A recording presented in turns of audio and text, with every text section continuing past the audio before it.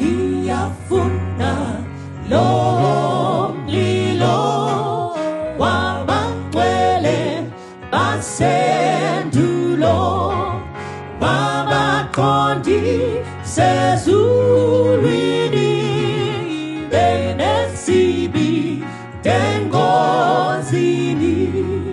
upikosi yomoya opaulu Abrahama owatambi supaule wazuzama gaezulu amandlebe ku Elijah asaphela ini namhla akazimli sumozisi ujobewa egezela kosikumbu na entulo pindutele umsawako nasizibe giseguwe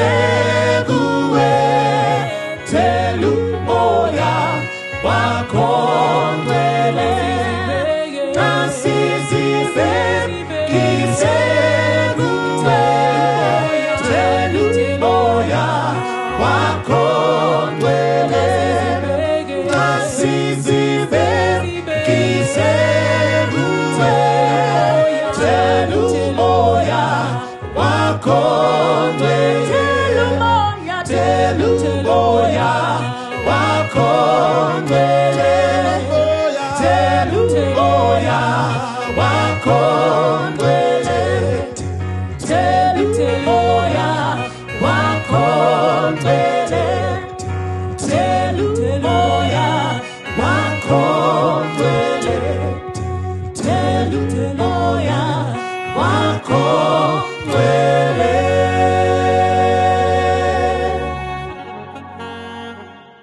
Kwaziso kwamuri mose hama neshamwari, mufaro wangu kukuchingamidzai mukati mechirongwa chedu mukati mezuva ranhasi. Mukati mezuva ranhasi tinokumbira kuti Mwari vataure nesu kuburikidza nebhaibheri, shoko rawo dzvene, unganidzo yeshoko raMwari izvokwadi, mwenje wetsoka dzedu nechiedza mukati menzira dzatinofamba mukati mekurarama kuno. Toda kuti ndiverenge panapa kubva mukati mebhuku raMapisarema 66 vhesi number 18 ndo patichaverenga. Asi tisataverenga ngativharei maziso edu tinamate. Mwari ari kumusoro kudenga, tinokumbira kuti sekufemera kwamakaita kunyorwa kweshoko renyu, tinokumbira mufemere kuverengwa nekududzirwa kwaro, rigoreva upenyu kwatiri. Tanamata nokutenda muzita renyu rinogara nokusingaperi. Amen. Psalm 66 verse number 18. Bhaibheri rangu rinoti panapa, kana ndikarangarira zvakaipa mumwoyo mangu, Ishe haangandinzwi. Kana ndikarangarira zvakaipa mumwoyo mangu, Ishe haangandinzwi. Mwari havangandinzwi. Kana paine zvakaipa zvandinorangarira, zvandakapfimbika, zvakachengetwa, zvakachengetedzwa mukati mehana yangu, zvikanzi zvinokanganisa ukama hwangu naMwari, Ishe haangandinzwi. Ini ndiine zvandakaviga zvakaipa mukati memwoyo wangu. Musoro wenyaya uri kuti mapete mumwoyo. Ndo musoro wenyaya watiri kufamba nawo nhasi. Mapete mumwoyo. Toda kuti tibate pakuedza kunzwisisa zviri kutaurwa neshoko raMwari panapa. Zvokuti kana ndikarangarira zvakaipa mumwoyo mangu, Ishe haangandinzwi. Tingazvidudzira sei? Tingazvinzwisisa nenzira ipi? Ndokusaka ndasarudza musoro wenyaya unoti mapete mumwoyo. Now, nyaya yemapete iyi, rega ndikutapei karungano kacho. Takanga tichangowanana, ini nevadzimai tichangobva kuwanana, tichigara uko kumufakose pana 7 murungu. Ndo pataigara ipapapo. Now, panguva yandakawana iyi, ndakanga ndine kachitofu kangu kandaisoshandisa muubachura hwangu. Akakari ka 2 plate stove, ka hot plate, 2 plate stove. ndokataishandisa pakubika nekudii. Saka tavaviri manje navadzimai taakugara tese tiri kudai. Ndakazonzwa mumwe musi mai vauya wakati pleti inenge yakunonoka kupisa. Saka ndobva paita zvimwe zvimazuva ndobva wadzoka zvakare zvikanzi pleti haichatopisi zvachose, one of the two.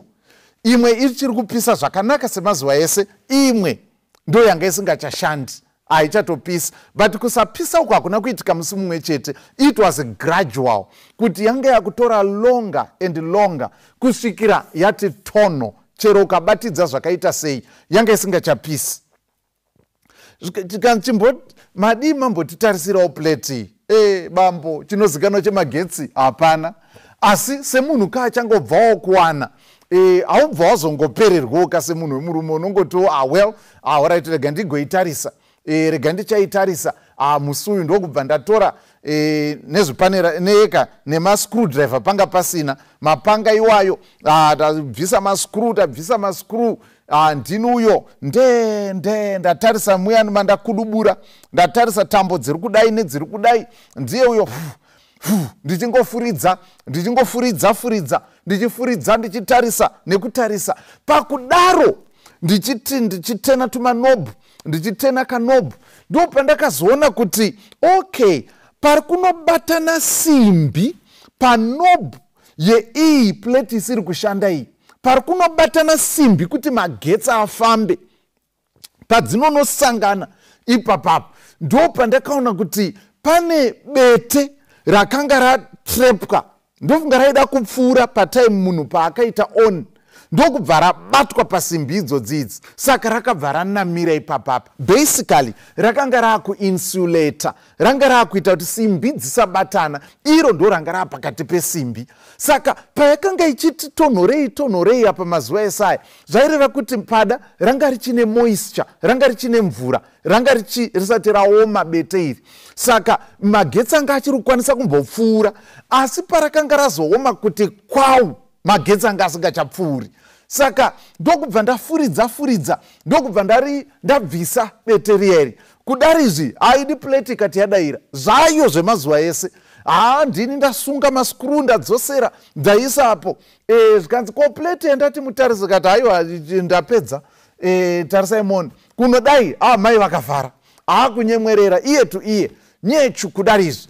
Zvikanzi ko mazviita sei? Ndikati vana baba ndo basa redu, munounza kwatiri tinogadzira izvi zvinonetsa and so on. So kubva ipapo pleti yakangoshanda semazuva ese. Chakanga chanetsa ibete rakanga rapinda panobatana simbi kuti magetsi afambe, ndo parakanofira, ndo parakanotrepwa, ndo parakanopaikira. Ndiri kutaura mudikani kuti pane panonobatana simbi wekuti denga, karenzi yedenga ikwanise kupinda mukati meupenyu hwako, karenzi yedenga, voltage inobva mukati medenga ipinde mukati meupenyu hwako.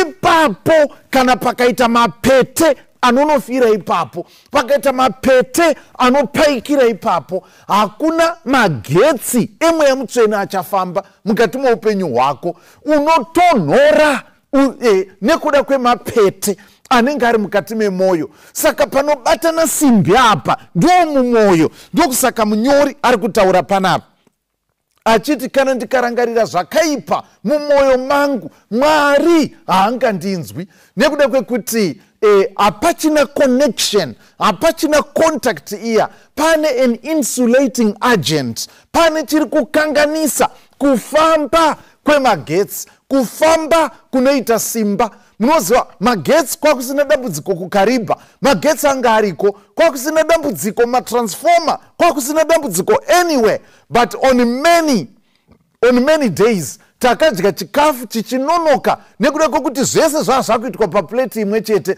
Imwe iyi yakangodzima gradually kusvikira isingachashandi nekudambudziko ranga riri muchitofu.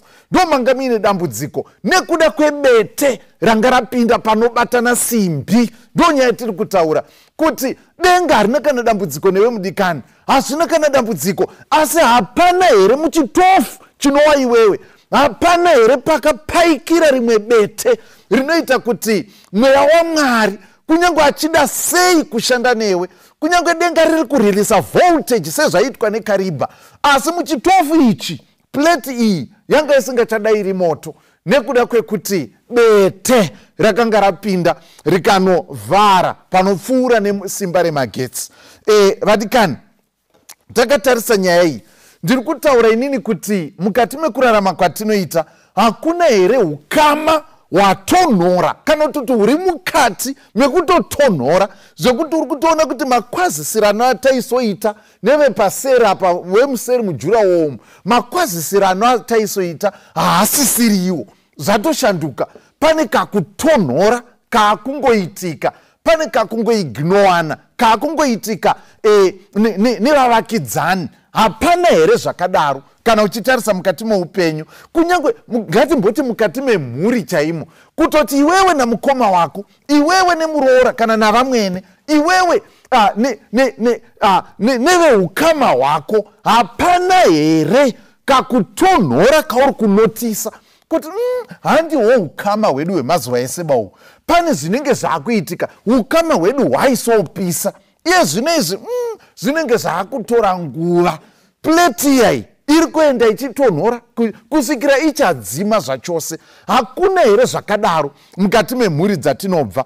Tiri kutaura isusu kuti takatarisa zvakare kunyange mukati mesangano chaimo, kuti hakuna here zvinhu zvakaita saizvozvizvi mukati mesangano, kuti taizo moroikani mainingi, moroikani makadiko kwe asikana wato ko mutakakuoneka kusupermarket pakati pevhiki kudoti heho munhu kana kumbondiona. Hakuna here kutonhora kweukama kuri kuitika mukati kunyange mukati mesangano, tiri nhengo dzesangano, ko mukati memabasa hakuna here kutonhora kuri kuitika nevaunoshandidzana nawo, kokuona kuti handiwo ukama hwedu hwemazuva ese.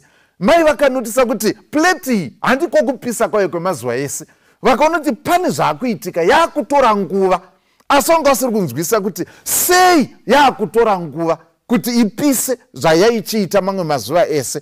Hakuna here zvakadaro kana tichizvitarisa. Vadikani, tiri kutaura pamusoro pemichato chaiyo, kuti iwewe newakawanana naye hapana here kakutonhora kauri kunotisa kuti ukama handihwo hwedu hwemazuva ese uhu. Pane zviri kuitika gradually, pane grafu rekupisa kwerudo mumba munomu rinenge riri kudonha.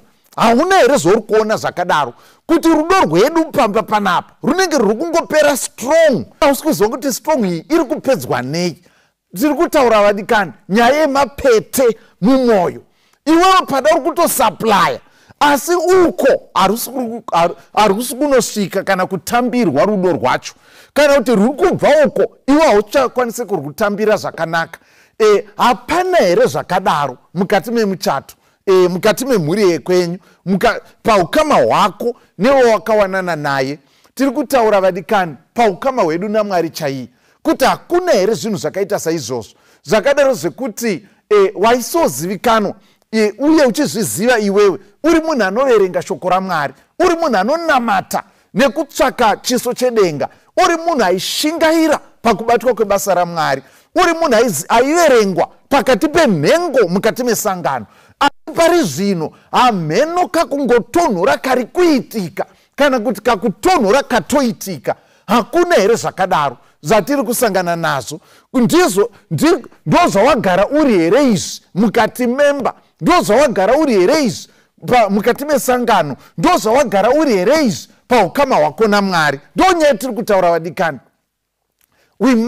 Tinofanirwa kukwanisa kuona kuti paita shanduko, uye shanduko iyi haisi shanduko in the positive, ishanduko in the negative. Pane zviri kuitika zvisina kunaka. Tinofanirwa kuti tizvione kuti chitofu ichi handiko kupisa kwacho kwemazuva ese bauko. Hakuna here zvakadaro zvatiri kusangana nazvo vadikani. Zvinodaro ari mapete apinda mukati memwoyo yedu. Mapete aya anogona kuva nenzira dzakasiyana siyana umwe ukama neumwe ushamwari hunogona kungosvika pakutonhora nekuda kwebete rinonzi godo rekungogodoka. Hanzi haikona kuita godo kunga firiji yekubhucha. Pano mwana anongonzwa godo kuti mumwe munhu zvinhu zviri kumufambira, akwanisa kutenga stand ezvino asimudza madziro atopa roof level and so on and so on. Pane mumwe munhu anongonzwa godo, ukama hwotokanganisika, kunyange mumhuri chaimo zvotokanganisika. Izvozvo bedzi zvekuti zvako zvafamba zvevava hazvisati, mumwe munhu anotonzwa godo zvotokanganisa ukama. Mumwe munhu akataura akati, if you see God blessing your neighbor, you should be happy. Why? Because you know now God is in the neighborhood. It can be your turn any moment. Anytime anogona kunoka padhoo rako. Saka haisi nguva yekunzwa godo nekuda kwokuti mwana wamainingi wechitatu tichingodaidzwa kumuchato. Isu kwedu hatisati tambounganirwawo and so on and so on. Kana kuti vana vake vari kungograduata, kana kuti zvinhu zvakadaro, munozva zvinhu zvinogona kukanganisa ukama. Mumwe munhu anobva atopindwa negodo rekutoti ukama chaiwo hwatovhiringika, haachitorina nyaya nemunhu waaisotaura naye nekuda kwegodo. Mamwe mapromotion kumabasa, vamwe vanhu chaiko nekuda kwepromotion yawakawana, vamwe vanhu havachatotauri newe. Are you seeing that? Saka zvinhu zvinokwanisa kuitika, handizivi kana zvichitikawo kumachechi, kuti nekuda kwokuti mumwe aitwa mudhikoni mumwe haana, zvobva zvatokanganisa vamwe vanhu chero paukama hwavo naMwari, paukama hwedu sevanhu. Asi tiri kutaura kuti nyaya yegodo ibete rinogona kutonopinda mumwoyo mako rikakanganisa ukama hwako nevanhu vakakutenderedza, mungava mumhuri, mungava munharaunda, kungava kumabasa, munogona kuva musangano chaimo. Asi shoko raMwari riri kuti kana tikazvibatisisa, kana tikarangarira zvakaipa mumwoyo medu, chero neminamato yedu, Mwari haangainzwi. Tiri kutaura nyaya yemapete mumoyo. Rumwe ruvengo chairwo kutongovenga munhu. Ruvengo chairwo. Kune vanhu vanovenga munhu. Eno vamwe vanhu tinogona kutovenga munhu asati atombokumhoresa kana kuti yes. Kwakutomuvenga, kutomumaka chaiko kuti handitongomufariri. Haana kana mangai akambokukumbira, haana kumbokudyira manhuchu ako, haana kana nhopi yekwako yakambokumbira, haana kumbotora mbwire yako, asi zviri matiri nekuda kwokuti tiri munyika ine chitema. Saka kunogona kungoita rimwe bete rekutongovenga. Ndosaka shoko raMwari richadresa nyaya idzi kuti nhaiwe unovenga munhu, unoda Mwari wausina kumboona uchivenga hama yako waunoziva mutupo wake. Zvikanzi unonyepa iwe, uri murevi wenhema iwe. Ndiwe murevi wenhema manje, Mwari wausina kumboona fesi yake. Ndiwe unoti unoda uchivenga hama yako iyi, uchivenga muroora, uchivenga vamwene. Zvikanzi unonyepa iwe. Hakuna nyaya yakadaro. Saka ibete iri rinogona kutovepo zvekutoti chero ukama hwako kutaura nekudyidzana nemunhu uyu unotonzwa usina zvichitokunetsa nekuda kwebete iro riri rinenge riri mukati memwoyo. Bete reruvengo, kungovenga. Munoziva kuti Josefa akavengwa nemabrothers ake, kuvengwa nekuda kwemadreams aakanga ainawo. Zvikanzi here comes the dreamer, we are going to get rid of him and see what will become of his dreams. Saka ruvengo chairwo chinhu chinoitika. Munhu anogona kungovenga munhu kuti ndawa mushona, ndawa mundevere, ndawa ndewekumalawi. Munhu anogona kungovenga munhu nekuda kweizvozvo bedzi, kwete kuti ende munhu unonzwa chiti ndakamaka vanhu vekumasvingo. Unoziva vangani vanhu vekumasvingo iwe? Maybe 2 kana 3. Ndohoka masvingo yese wakambointerakta nayo iwe. Chero uchitobva ikoko iwe ungaziva vanhu vese muprovinsi yakakura zvakadaro. Kune vanhu vekuti tinote ruvengo, ende rumwe ruvengo rwachoka nderwekutoti rwekutohotspotwa. Iwewe chaiyo nemunhu uyu hamuna nyaya, hamuna pamakatsikana mondopondo, hamuna pamakatadzirana, asi nekuti unotamba nemunhu ari kuti ndakamaka nhingi, saka iwewe warikurutwa mukumaka nhingi. Saka uyu ndiye ruvengo, ndiye mabundles eruvengo, saka ari kuhotspota kwauri, iwe uchiyamwa kwaari, wotovenga munhu nekuti hanzi nanhingi ndakamumaka. Saka ruvengo runotoitika. Munhu kutovenga kuti vanhu kwamutoko handivafariri, vanhu vebhuruwayo handivafariri, munhu otovenga kutongonzwa bedzi kutaura ototi ndioka. That is stereotyping yakaipa zvikuru kwazvo. Zvikanzi hakuna kunamata kunoitika uine bete rerudzi rekuvenga munhu asi uchiti unoda Mwari. Paunovhara maziso payo uchinamata kuti baba wedu wari kudenga, iwewe nani? Iwewe neverudzi rwako chete nai? Okay, imimi bedzi kurudzi rwenyu ndimi muri right. Pauri kuti baba vedu, uri kuti vako iwewe nani? Zvikanzi kunyeperana kuti tingade Mwari asi tichivenga vanhu. Rudo rwedu kuna Mwari runoratidzwa nemadiro atinoita vakatitenderedza, vatigere nawo. Kana ini tichingoti handidi kuona Murungu pamberi pangu, and so on and so on. Une munhu asina chaakataura newe. Vadikani, nderimwe remapete rinowanika mukati memwoyo. And then kune bete rezvigumbu. Muri kuona zvigumbu zvakaitwa kana kuti maconflicts that were not resolved. Nderimwe remapete rinoita kuti ukama hutonhore, rinonobata panofanira kuita contact yekuti tive nerelationship nevamwe vanhu, contact neukama naMwari. Asi bete iri rikanopaikira ipapapo, chokwadi ukama hunotonhora. Pane zvakakanga pakugarisana kwatinoita vadikani, inzwai, maconflicts anotoitika. Maconflicts anoitika. Hakuna ndosaka shona kaichiti misha matare.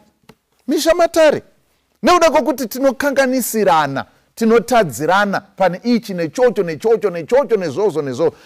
We are imperfect in our understanding, in our perceptions, and so on. So because of all those things, we are selfish, nezvimwe zvakawanda zvakadaro. Nekuda kwaizvozvo, maconflicts anoitika. Tumwe nguva tinosangana tiri kubva mumabackgrounds akasiyana, and so on. Asi dambudziko guru nderekuti kana paita kupesana, handi nguva dzose dzatinozogara pasi kuti tinzwanane, tigadzirisane zvakanganisika zviya kuti tikwanise kuenderera mberi neukama hwedu. Saka tinorarama uyu aine chigumbu, uyu aine chigumbu, uyu achitaura kuti dai ndaikwanisa ndaikavataurira kuti nyaya yacho haichagadziriswi. Ndiri kuti izvozvo zvekusagadzirisa zvakanganisika muukama hwedu, tingava vanhu vakatoroorana chaiko baba namai. Munongotadzirana, hamuda nguva yemunogara pasi yekuti mugadzirisane. Kana muchitoona kuti nyaya yakura, kutotsvaka mumwe munhu anoteerera nyaya yenyu, otaura kuti maonero andiri kuita, ini ndiri kuona hangu sekuti. Pane mumwe munhu anotaura kuti haina handigadzwi dare nemumwe munhu, mushande wangu unoyu, handigadzwi dare nemumwe murume ino, and so on. And so, chari kudaro ichi, kwete kuti achagadzirisa banyaya iyi, iri kungosiyiwa yakadaro. Tiri kuti zvigumbu izvi, mapete aya, anopinda mukati memwoyo, anoita kuti ukama hutonhore. Panoguma pava neresentment apa. Panoguma vanhu vasingachaonani. Panoguma vanhu vaane ruvengo, vamakana, hazvifambi zvakanaka. Ukama hunotonhora kana tichichengeta mapete akadai mumwoyo. Nekuda kwekuti zvanzi nemunyori, if I regard sin or iniquity in my heart, the Lord will not hearken to my prayer. Mwari havanganzwi kukumbira kwangu, Mwari havanganzwi munamato wangu. Kunyange ukama hwedu sevanhu, kana paine zvakaitika zvaifanirwa kugadziriswa paukama hwedu, zvatisina kugadzirisa, kutaura, kukurukura nekuzeya, zvinongonzi nyaya iyi ndakati yakapera, handiri kuinzwa futi. Nyaya ipere nemutoo iwoyo, inotopera nekuti tagara pasi, tikataurirana kusvikira tanzwanana, ndokugadzirika kunoita nyaya. Saka zvakakosha kuti tizive kuti nyaya yema-unresolved conflicts nderimwe bete, kana kuti ndo panobva mamwe mapete mazhinji ipapapa anozoberekana achigoita zvokuti anodzima magetsi ese kana ukama husingagadziriswi. Zvinotsvaka kuti tive neukama tiumbiridze nekusakurira nekuita kuti ukama hwedu hurambe huchivandudzwa. Kana pasina izvozvo, magetsi anodzima vadikani, magetsi anodzima vanhu vaisomboti ndaswiti ndakusuwa nyangwe neniwo very telepathic what vanoguma vasingachadi kuonana nekuda kwekuti magetsi aya anenge adzima. Chimwe chezvinhu zvinodzima kusagadzirisa maconflicts. Vanhu vorarama nezvigumbu mumwoyo, zvigumbu izvozvo izvo, zvigumbu. Ukama hwako nemunhu wene chigumbu naeka wega unotofila kuti I'm not comfortable, iye wasiri comfortable and so on. Asi apa muri vanhu vanogara vese, apa muri vanhu vari pamwe chete, kana kuti munopinda mese chechi, kana kuti munoshanda kubasa kumwe chete and so on. Saka zvinhu zvinoda kutakliwa. Chitofu chaichi hachina kuzvigadzira chega, something had to be done, and chitofu hachina kukwanisa kuzvigadzira chega, chaisakwanisa chaitoda outside intervention kuti pagadzirike. In the same way we need Jesus kuti apindire, nekuti tega chatinogona isusu kuita kuti zvinhu zvikatane, asi kuzozvikatanura zvinotoda nyasha dzaMwari. Otherwise zvinotoramba zvichiita worse and worse, zvichingoenderera mberi zvakadaro. Mapete mumoyo. Iwe unonetseka nemapete api mukati memwoyo wako? Tikutaura vadikani kuti kunyangwe paukama hwedu naMwari, secret sins, darling sins zvatinoita pakavanzika, zvezvimafoni zvimwe zvisingazikani kumba, zvinongovanzika, zvinogara mumota, zvakachekerwa siti remota, zvinonzi pye mumota kana munhu akuenda kumba, izvo zviya izvi, nezvimwe zvinochengetwa zvakapfirigirwa nemapassword, zvakavigwa imomomo and so on, zvokuti zvinhu zvakaita seizvozvo izvo, kutamba kusina kunaka, ushamwari, marelationships asina kunaka, asina kuchena pamberi paMwari, zvinoitwa in secret, zvimawebsite zvinoendwa vanhu vasingaoni. Tikutaura manumbers mamwe akachengetwa mudzinhare dzedu asingafanirwi kunge arimo, anenge akasevhwa mazita ekuti munhu haangafungidziri.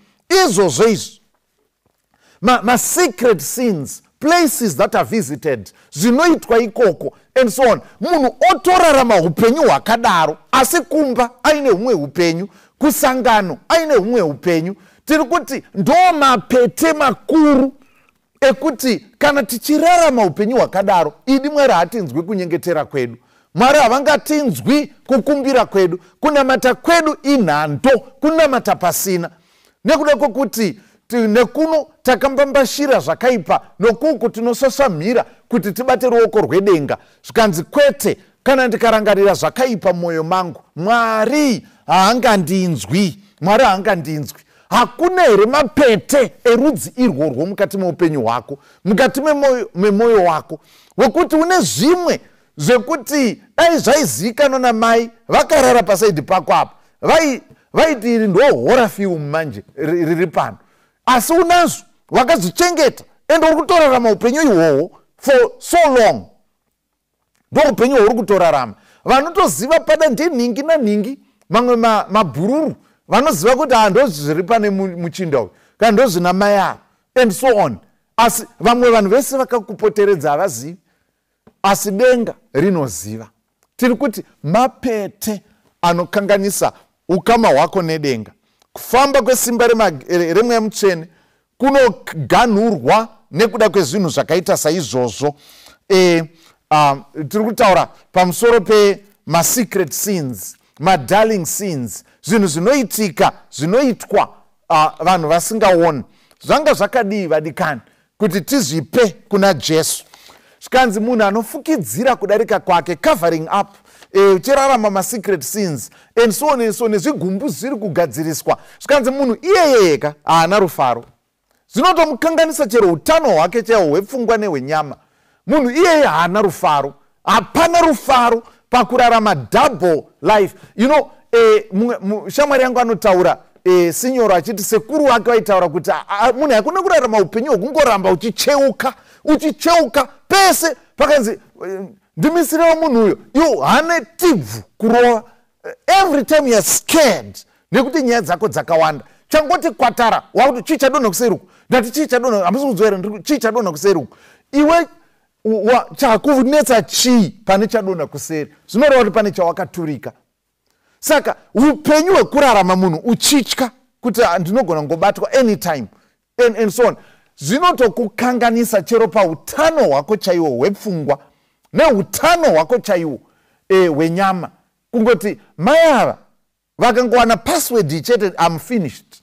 Upenyu hwakadaro ihwohwo hwekungoti I'm finished, ihwohwo uchirarama upenyu hwakadaro zvekuti each day yapfuura you give a sigh of relief kuti at least nhasi hawana kuzvibata.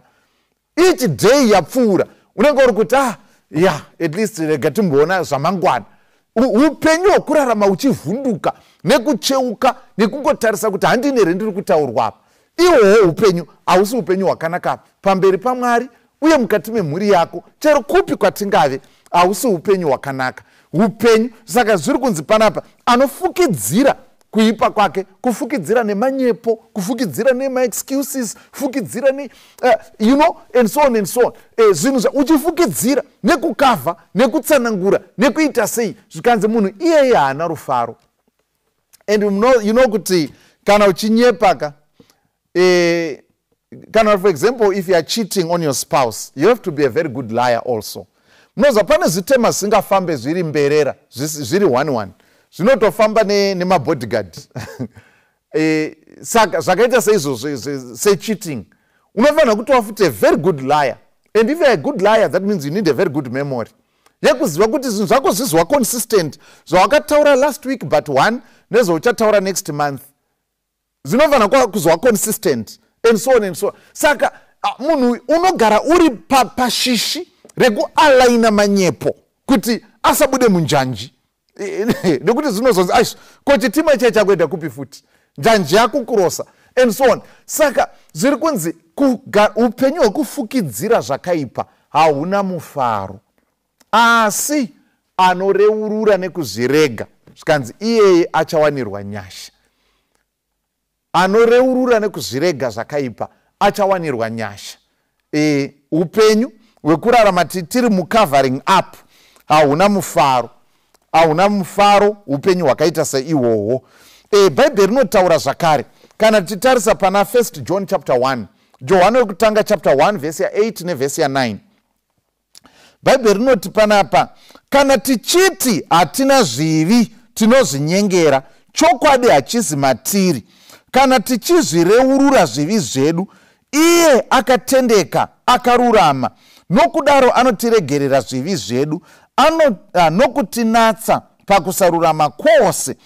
Kana tichiti hatina kutadza, tinomuita murevi wenhema, neshoko rake harizi matiri. Ndaverenga kusvika pavhesi 10. Zvikanzi panapa kana tichiti hatina kutadza, hatina zvivi, tinozvinyengera, uye chokwadi hachizi matiri. Now, nyaya iri kutaurwa panapa vadikani ndeyekuti munozwa chitemaka chinokwanisa kuva so deceitful and corrupting and corrosive to an extent yekuti you begin to lie to yourself. You begin to believe your own lies. Unozviudza nhema ugogutsurira uchitenda kuti izvokwadi. Ndo zvinoitwa nechitema. Chinokurova ndare in such a way yekuti you begin to live a lie. Zvikanzi unogona kuzvinyepera kusvikira paextend yekuti unozviudza kuti ini nditori right. Handisi tomboona kuti chamuri kunetseka nacho chii. Ini nditori right zvanditori izvozvizvi. Iwe uri muchitema wongotozvijustify, wongototaura kuti handisirini ndega, totoziva vamwe vana nhingi nananhingi vari kutoita zviri worse. Iwe uri kurarama muchitema asi unogona kutotaura kuti I'm not the first one. Ende kumhuri kwedu zvakatotanga nezisekuru redu ndo vaizviitawo, saka idzinza redu. Yes, you may be born this way but you don't have to die that way. You can die the other way. Ndokusaka paine nyaya yekuti munhu anofanirwa kuzvarwa patsva. Jesu akataura nyaya iyoyo kuna Nicodemus muna John chapter 3 achimutsanangurira kuti munhu anofanirwa kuzvarwa patsva.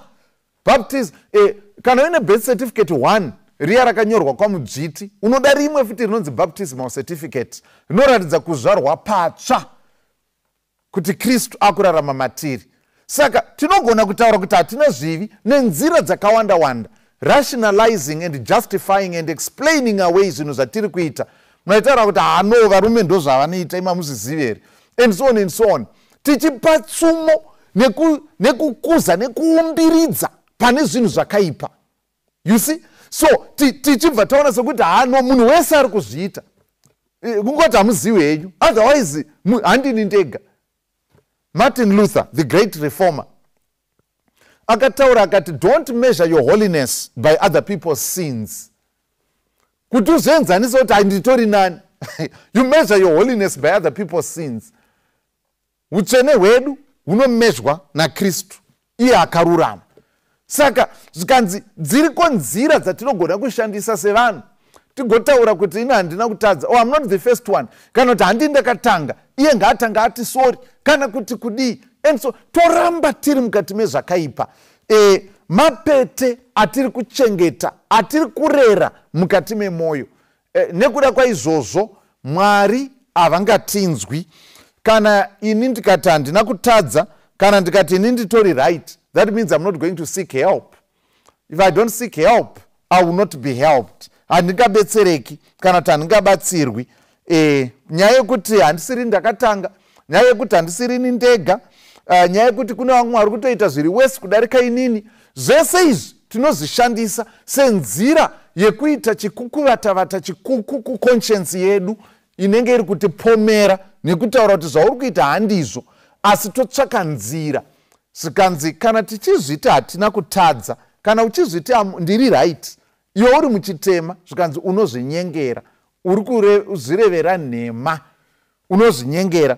Saka Bhaibheri rabva rati, kana tichizvireurura zvivi zvedu, iye akatendeka akarurama, nokudaro anotiregerera zvivi zvedu, nokutinatsa pakusarurama kwose. Kristu ndiye anotinatsa pakusarurama. Ndicharangarira nyaya yekachitofu kaya. Chitofu chachaita problem, but hachaigona kuzvigadzirisa, hachaigona kuzvinatsa. Kristu ndiye anogona kukwakwanura mapete akanamira mukati memoyo yedu. Ndiye anogona kutinatsa, ndiye anogona kutichenesa, ndiye anogona kubvisa zviri kukanganisa ukama mukati memhuri, zviri kukanganisa ukama mukati memichato, zviri kukanganisa ukama mukati memakereke, zviri kukanganisa ukama hwedu naiye Kristu. Hatigoni kuzvigadzirisa isusu hatigoni kugadzirisa dambudziko iri.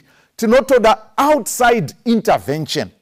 Ndokusaka vamwe muchinzwa vachidedzera mastreets wemapete wemakonzo, wemapete wemakonzo, kune vashungurudzwa nemapete nemakonzo and so on.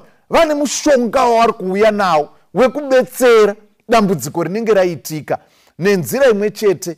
Wemapete watiinawo iropa raKristu ndiye anokwanisa kutichenesa nekutinatsa nekubvisa zvinokanganisa ukama hwedu naKristu, ukama hwedu nevemhuri, ukama hwedu munharaunda, kana kupi nekupi kwatingange tiri. Ukama hwedu hunonatswa bedzi kana tatendera kuti Kristu akwadabure moyo yedu, avhure, avheneke. Mumwe munyori akabva ati, search me, O God, and see if there is anything wicked in me.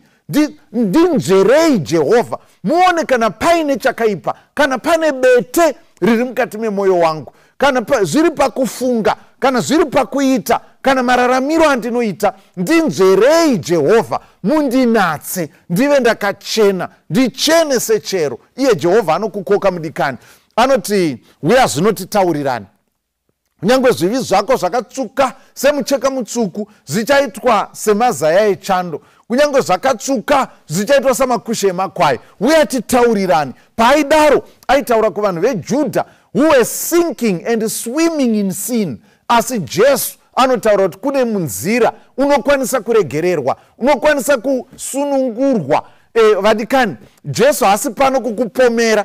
Iwe unozviziva kuti zvaunofanirwa kurumuka pazviri ndezvipi. Iye anozviziva. He is not here to condemn, but is here to point out your need to act urgently, kuti ukasike nguva ichipo, mukana uchipo, uwane ruponeso, uwanirwe nyasha, uwanirwe kusunungurwa, uwanirwe kukwakwanurirwa mapete akanamira mukati memoyo. Tati mudikani, iwe une dambudziko asi haungagoni kurisorova. Zvinotsvaka nyasha bedzi dzinobva kumusoro kudenga, kune vane zvigumbuzo ane makore mukati memisha yavo, kunyange vakaroorana vane zvigumbu zvemakore. Mumwe munhu anoziva kuti ndakatadzira munhu, asi pane chiri mauri chinotaura kuti handifi ndakaita sori kune mumwe munhu. Mumwe munhu anotaura kuti anokudzwa nenzira iyoyo yekuita sori kune mumwe munhu, and so on. Saka ibete iri rausingagoni kudhila naro iwewe, unotoda mumwe from outside of you anokwanisa kuti abatsire. Mumwe iyeyu ndiye Jesu, ndiye anokwanisa kutisunungura kubva mune zvakaipa zvakadai. Ndosaka munyori akaimba akati, ungasununguke here muchitema, ririko simba muropa, ropa raJesu Kristu. Mavara anosambwa neropa iroro. Zvikanzi kune tsime rakazara neropa raEmmanuel. Zvikanzi vatadzi vanopinda mutsime iri vanobuda vachena, vasambwa kana kuti vanatswa kwazvo. Vadikane hama, zvinotsvaka kuti tiumburuke patsoka dzaKristu, zvinotsvaka kuti tiumburuke pamuchinjikwa waKristu, kuti Mwari vatiitire nyasha zvatisingagoni kuita tiri tega. Zvinoda bedzi kuti tiitirwe nyasha dzedenga. Ndiri kuti pane ukama hwatonhora, pane ukama hwakanganisika, pane hutori muprocess yekutotonhora izvozvi nekuda something chakaitika chisina kugadziriswa, chisina kubatwa nenzira yakanaka. Badzi Kristu ndiye anokwanisa kutibatsira, kutipa mwoyo unokwanisa kuti angatitarise nyaya iyi. Handine urombo mumwe wangu, apa ndakakanganisa, handina kufunga kuti zvaizobuda nemutoo iwoyo, iri ndiregererewo. Izvozvo hazvigoneki tiri tega, zvinogoneka bedzi kana Kristu vari kushanda nesu, kana Kristu variwo vari kuvheneka mwoyo yedu, vachiongorora kuona kuti simbi dziri kufambidzana zvakanaka here, kana kuti pane pamwe pakapaikira bete raakukanganisa kufamba kwemoto wemagetsi. Saka vadikani, Bhaibheri rinoenderera pamberi. 1 John iyeye chapter 2 verse 1. Vana vangu vaduku, ndinokunyorerai zvinhu izvi kuti murege kutadza. Kana munhu achitadza, tinomurevereri kuna Baba, iye Jesu Kristu akarurama, ndiye mudzikinuri wezvivi zvedu. Hazvisi zvivi zvedu bedzi, asi wezvivi zvenyika yosewo. Zvikanzi, vana vangu vadiki, ndinokunyorerai kuti musatadza. Asi kana zvikaitika kuti pane bete rapaikira mukati memwoyo, tine mumwe anogona kukanika, tine mumwe anogona kuvhura, anogona kuvheneka, anokwanisa kutigadzirisa kuti ukama hwedu nehama huwe hwakanaka, ukama hwedu mukati memichato huwe hwakanaka, ukama hwedu naMwari huwe hwakanaka. Vadikani, ukama hwedu naMwari hwakanaka hunofanirwa kureflecta mukugara kwatinoita nevamwe mudzimba dzedu, nemukugara kwatinoita munharaunda yedu, kuyanana nekudyidzana kwatingaite nevamwe, chero mukati mesangano. Hakuna zvinhu zviya zvakadaro zvokuti I don't care about you, ini ndichangonamata Mwari wangu ndakazvinyararira. Ukatoona patodaro pane something wrong, pane bete roda kutodhiliwa naro ipapa. Ukatoona munhu akuti hauna denga raunondipa iwe, ini ndinozvinamatira Mwari wangu ndakazvinyararira, handinei newe. Are you sure kuti uri kunamata Mwari chaizvo uchidhisimisa mumwe munhu like that? Kana kuti ndopai panonzi naJesu, kana paine wauya nechipo chipiriso chako, uchida kupa chipiriso, wobva warangarira kuti pane munhu wandine chigumbu naye, Jesu anoti dai watombosiya hako chipiriso, wodzokera motombonogadzirisana, nekuti chero ukaenderera mberi uchipisa chipiriso uri kupisa pasina, nekuda kwekuti ukama naKristu haugoni kuva ukama hwakanaka kana tisina ukama hwakanaka, kunyange nemadzimai edu, nyange nevarume vedu, nevana vedu, nemadzimwene, nevaroora vedu, nevatigere navo. Nekuda kwekuti Peter anototaura kuti imi vana baba garai nana mai ava nenzira yakanaka, nekuda kwekuti minyengetero yenyu kugamuchirwa kwayo kumusoro kudenga inoenderanawo nekuti muri kudyidzana sei nevanhu ava. Pakugarisana kwatinenge takaita, our relationships matter. Saka ndiri kutaura kuti pane zvinokwanisa kukanganisa ukama uhu, zvakaita saizvozvo, zvigumbu zvisina kugadziriswa, zvinhu zvakaita segodo, zvinhu zvakaita seruchiva, zvinhu zvakaita sezvinhu zvakadaro, mapete anopinda mukati memwoyo achitikanganisa paukama hwedu, dai Mwari vatibatsira, dai Mwari vatiitira nyasha, dai Mwari vatinzwira ngoni kuti tizive kuti tine tariro yekuti tinogona kupfugama. Unogona kunotsvaka pauchanopfugama wonamata, iwe unoziva zviri mukati memwoyo wako, iwe unoziva zvinokuremera, iwe unoziva bete ratonhodza mamwe marelationship ari muupenyu hwako, unoziva bete ratonhodza ukama hwako naKristu. Is it something that you have not confessed? Is it something chekuti even matare akatogarwa and you denied it, that I don't even know that? Ukazviramba chaiko. Peter akaramba Jesu kapachena akati I don't even know the guy you are talking about. Unogona kutoramba nyaya dzaunadzo chaidzo chaidzo dzaunotoziva, ende kutoramba ikoko kunotoita kuti zviite wese. Zvikanzi asi kana tichireurura, anoviga zvivi zvake haangawani rufaro, asi anozvireurura nekuzvisiya anowanirwa nyasha. Chero mumhuri mako unowanirwa nyasha, chero nemudzimai wako anokuwanira nyasha, chero murume wako anokuwanira nyasha, vana kana vabereki vanokuwanira nyasha kana tichizvireurura togozvisiya tofamba muchiedza cheshoko raMwari. Kana zvikadaro chinova chikomborero vadikani. Kristu akamirira nguva dzose nekuti ndo basa rake, mutakuri wemitoro yedu. Akamirira bedzi kuti iwe ubvume kuti Mwari, ini handizvikwanisi ndiri ndoga.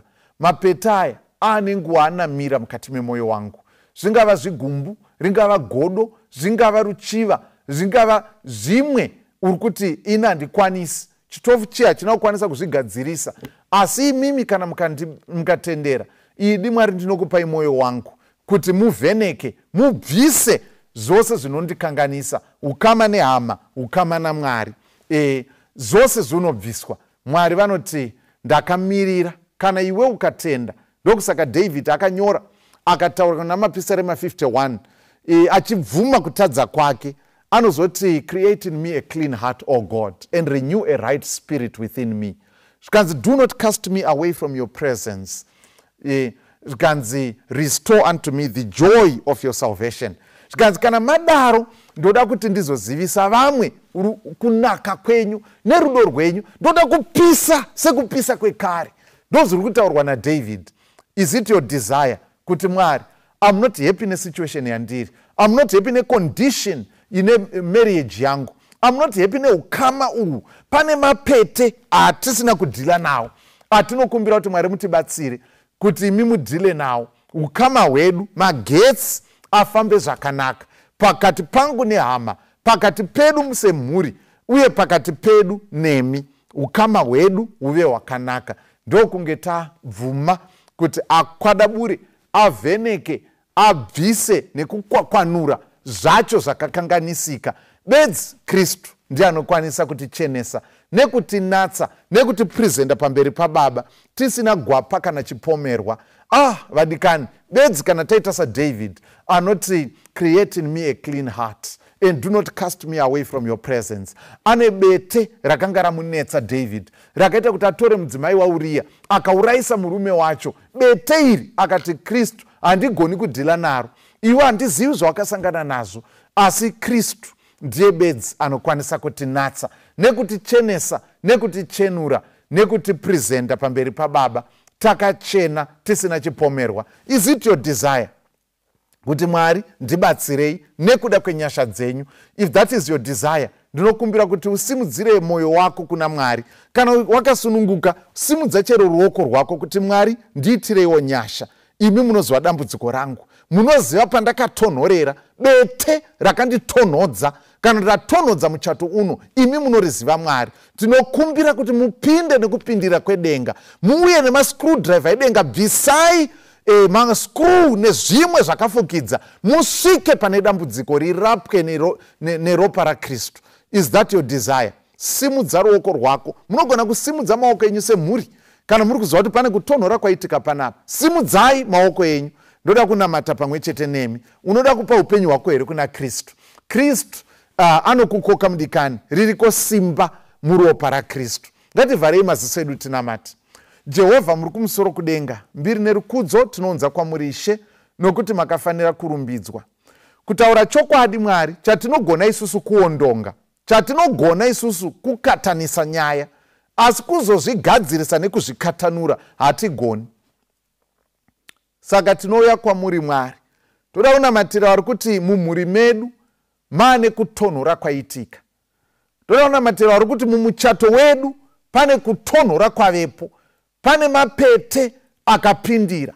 Pane zvakaitika. Pane mumwe ari kunamatira ukama hwake nemi. Ishe, tese takadaro. Matambudziko edu ese aya anokwanisa bedzi kugadziriswa naKristu. Naizvozvo tinokukokai Jehovha, pindirai nekupindira kwedenga, movheneka, mobvisa zvisakarurama mupfungwa, mukati memwoyo yedu nemuupenyu hwedu, tosara tiri vakachena, tichifefeterwa nekufara naMweya Mutsvene.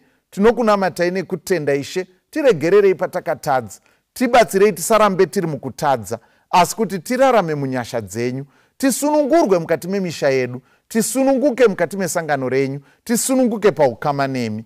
Tanamata nekutenda muzita raIshe Jesu Kristu unogara nekusingaperi. Amen.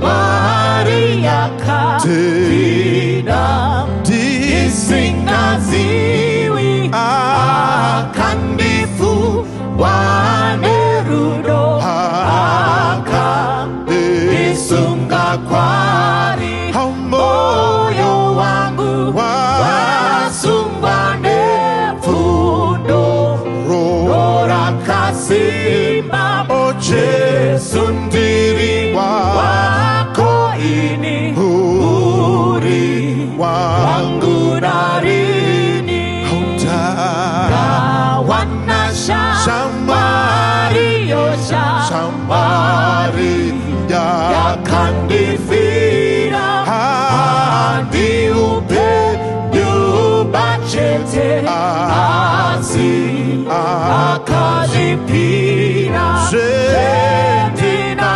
handi zangu naka uchengetera moyo simba upenyuje seseke zake narini